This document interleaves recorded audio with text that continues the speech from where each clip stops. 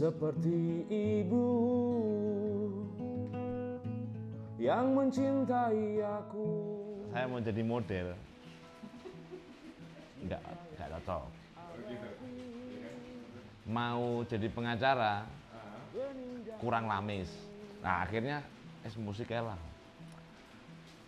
Paling simpel. Waktu dari Malang pindah ke Jakarta, ngeband di kontrak label.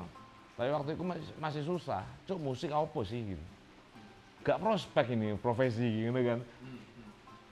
Profesi gak prospek. Pada suatu hari sampai ketemu seseorang, beliau juga dari Malang, namanya Om Doni. Dia punya rental sound namanya DSS. Itu DSS.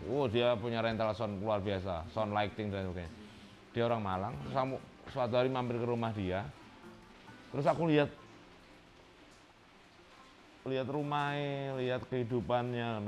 Oh ternyata musisi itu ternyata bisa ya hidup normal, punya anak, punya istri, bisa menafkahi anaknya, keluarganya, bisa menggaji karyawannya lewat musik. Nah dari situ akhirnya, kelihatannya masih ada harapan nih, bahwa musik itu bukan hanya sekedar seperti aku zaman kuliah atau sekedar aku masih nongkrong karo arek-arek sing ya seneng-seneng gitu. Oh ternyata enggak, lebih dari itu. Kita bisa melakukan banyak hal. Orientasinya sederhana, aku bisa ngibur wong ya. Tapi waktu itu enggak sadar ternyata itu bagian dari pertunjukan gitu. Nah setelah aku nggeluti profesi iki ternyata oh iya bener. Aku tanpa sadar alam, kondisi, keadaan itu mengajak aku untuk jadi seorang entertainer. Gimana caranya minimal orang-orang arek-arek sing nongkrong di pos kampling itu tidak merasa bosan dengan song list yang selalu update misal. Musik itu sangat penting karena coba semisal upacara cuma berdiri aja. Nggak ono nyanyi lagu Indonesia Raya, nggak ada nyanyi lagu terpujilah wahai engkau misalnya pas hari guru atau pas pramuka, aku rasa garing. Nah karena waktu itu konteksnya aku kuliah yang identik karo ya dunia aktivisme. Setiap kali demo aku pasti tugasnya ya bagian nyanyi gitu. Tetap bersinggungan. Nah, akhirnya makin kesini akhirnya pada suatu hari aku meyakini ini adalah ya ini jalanku. Oh ya mungkin ada benarnya bahwa musik itu ya buat bersenang-senang bisa. Tapi untuk kurasa untuk menggulingkan sebuah resin pun bisa gitu. Dalam sebuah proses yang sangat panjang lah ya. Dalam sebuah proses gitu. Kalau nggak ada Indonesia Raya kan ya mungkin nggak akan ada cuk VOC kon ngali wae misalnya. Kayak gara-gara sebuah lagu itu. Akhirnya aku meyakini musik ya bisa menembus apapun. Jadilah air yang sabar padamkan api benci.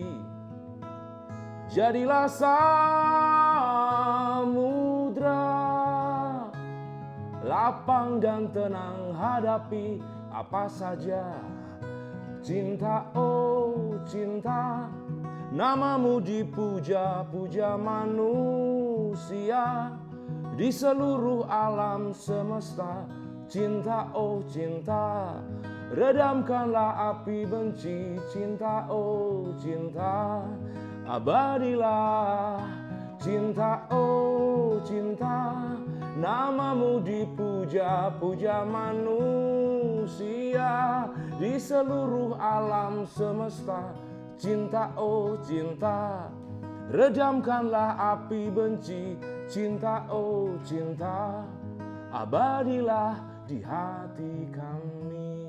Pada suatu hari aku menyimpulkan musik yang legend atau musik yang mungkin akan jadi legend itu menurut analisaku apapun jenis lagu terlepas itu genre apapun yang bisa dibuat cangkruan di pos kamling. Balik ke zaman Iya, main gitar di pos kamling dong ya. bener. Akhirnya aku, lagu itu legend karena apa? Semua orang bisa mengakses produk itu. Chordnya gampang, tematiknya umum, semua orang merasakan. Chord gampang, tematik umum. Jarang sekali menggunakan bahasa kiasan, lugas ya. Tugas.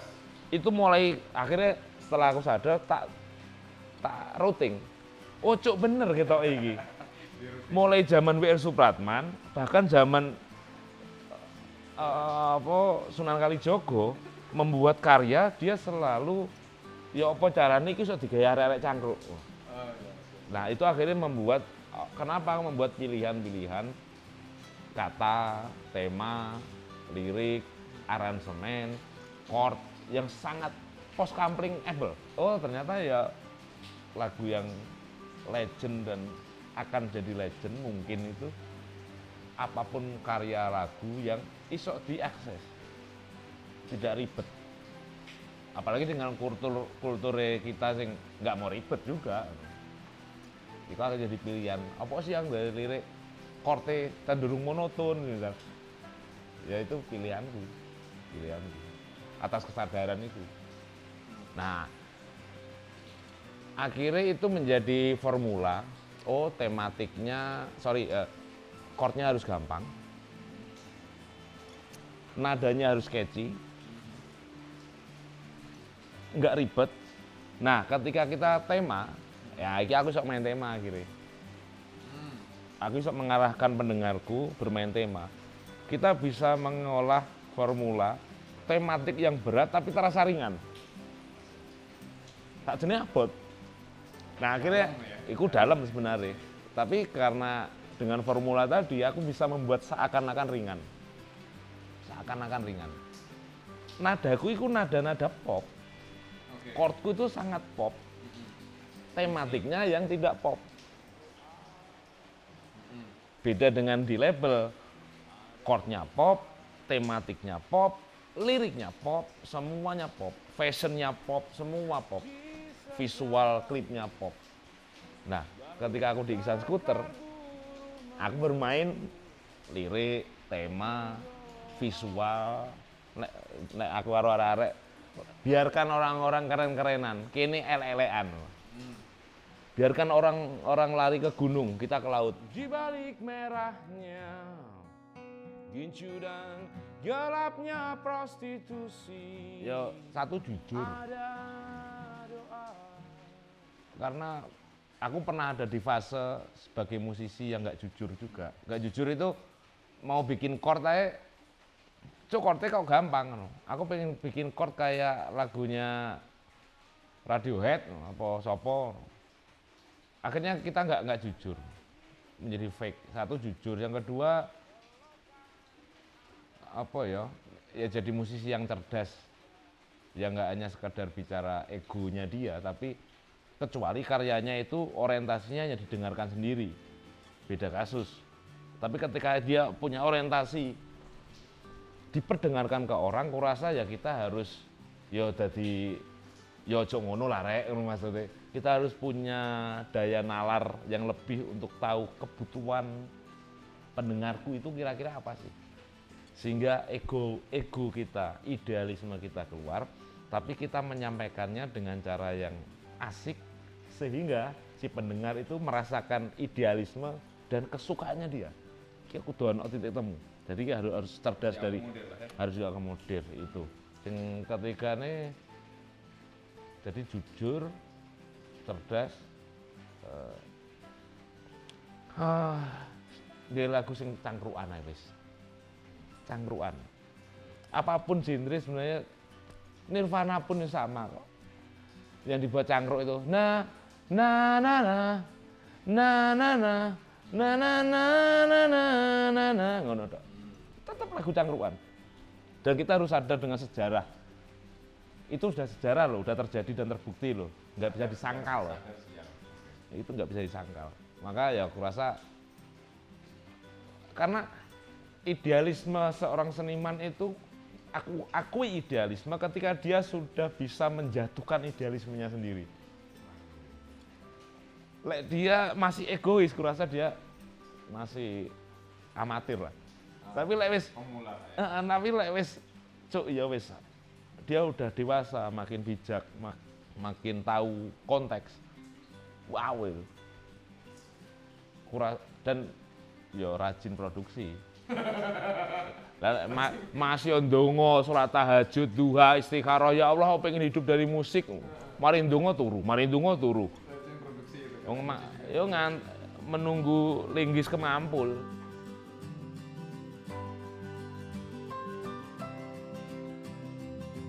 Karya berimbas pada hasil, salah satunya uang. Uang ini orang banyak mengira Iksan Skuter sekarang kapitalistik, selalu bicara uang. Aku ingin menyampaikan bahwa aku punya tim. Timku punya mulut.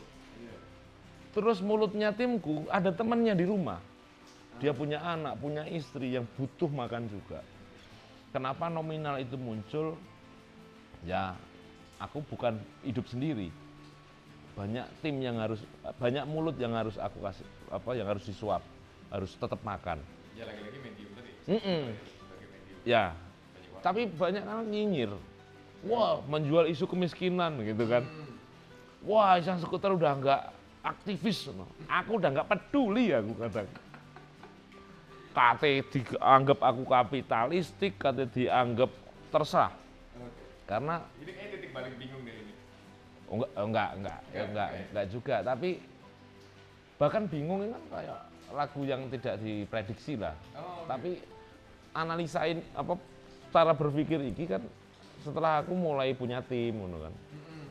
Iki apa arek mangane? Ya apa arek mangane? Mulai sengkarut ya. Ini aku udah nggak bisa sendirian.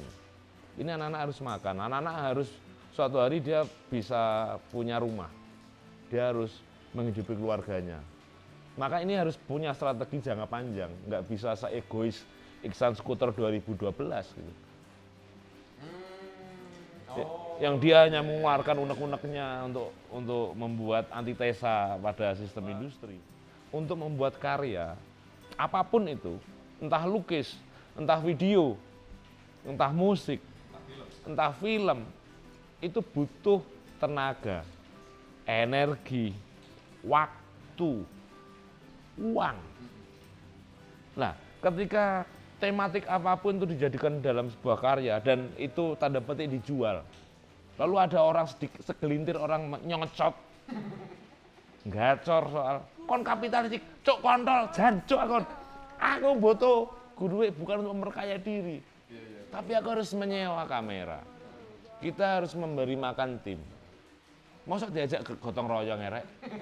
Gotong royong pun juga nggak gitu konsepnya. Loh, gotong royong kelas RT loh, ono dana kas. Kenapa sih kok Iksan Skuter sekarang mahal? Gini mas. Oh ya? Oh pernah kayak gitu? Iya pernah. Wow sering. Karena tuh murah terus itu. Nah aku ngomong gini. Itu bahkan aku ngomong itu di atas panggung. Sekarang tolong ganti waktuku yang seharusnya aku sama anakku dan sama istriku. Yang seharusnya besok pagi aku itu nganterin anakku sekolah dan anakku sangat senang jemput anakku sekolah dan anakku juga sangat senang dijemput ayahnya. Tapi aku harus membuang waktu itu untuk menghibur kalian. Sekarang waktu itu tolong dikonversikan menjadi uang.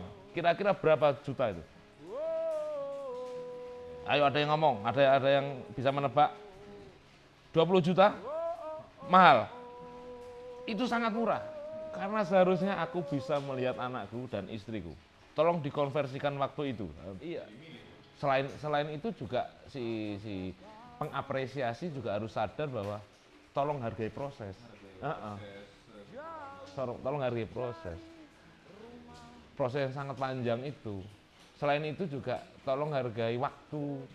Karena seorang musisi juga manusia yang dia punya kehidupan pribadi, dia punya keluarga, dia punya aktivitas dan lain sebagainya.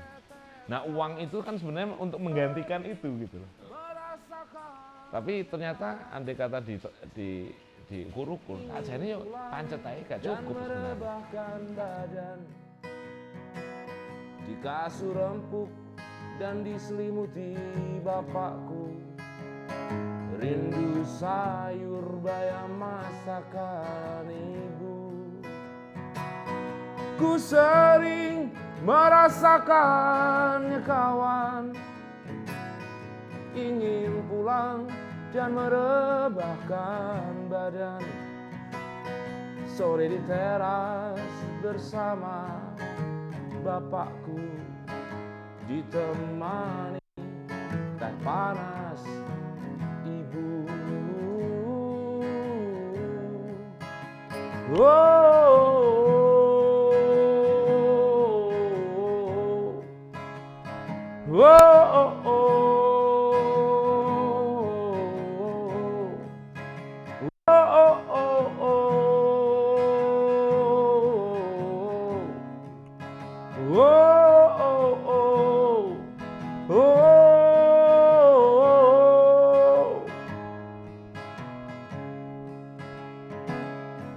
Jika kau pun merasakannya,